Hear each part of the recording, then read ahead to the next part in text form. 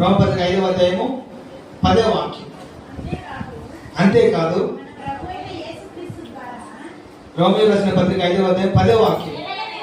అది ఏలయనగా శత్రువులమై ఉండగా ఆయన కుమారుని మరణము ద్వారా మనము దేవునితో సమాధాన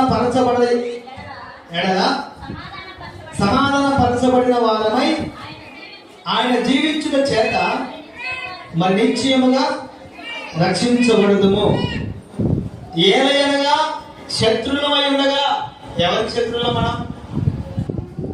బైబిల్ అమ్మా నా వైపు చూడాలి. బైబిల్ అన్నది న్యూస్ పేపర్లో చదివితే బొరకెక్కదు. న్యూస్ పేపర్ పద్దలేసిన చదువుతూ ఉంటారు. న్యూస్ పేపర్లో చదివితే ఏమాత్రం ఎక్కదు. ఇక్కడ ఒక్కొక్కటే వచ్చినని మనం మళ్ళీ చదువుతాం. ఏలయనగా శత్రువులమై ఉండగా, ఎవరికి శత్రువులం?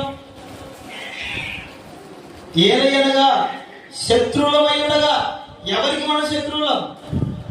తండ్రి అయిన దేవునికి శత్రువులం. ఎవరికి? తండ్రి అయిన దేవునికి శత్రువులం. ఎందుకు శత్రువులు అయ్యామో తెలుసా? ఆయన రూపంలో మనం కలుగు చేసుకున్నాడు కాబట్టి, ఆయన పోలిక చొప్పున మనం కలుగు చేసుకున్నాడు కాబట్టి, ఆయన రూపాన్ని మనలో చూసి మురిసిపోయాడు కాబట్టి, ఆయన స్వహస్తంతో మనం కలుగు చేసుకున్నాడు కాబట్టి మనం ఏమైపోయాం? ఆయనకి శత్రువులు అయిపోయాం. చివరికి మన తండ్రి మనతో మాట్లాడలేక ఒక మాట అంటాడు, ఇదిగో ఆకాశమా ఆలోచించుము, భూమి చెవి ఎక్కుము, నా పిల్లల్ని పెంచి పోషించి పెద్దవాడిని చేశాను, వాళ్ళు ఇప్పుడు నా మీద శత్రువులు మాత్రమే కాదు తిరగబడుతున్నారు.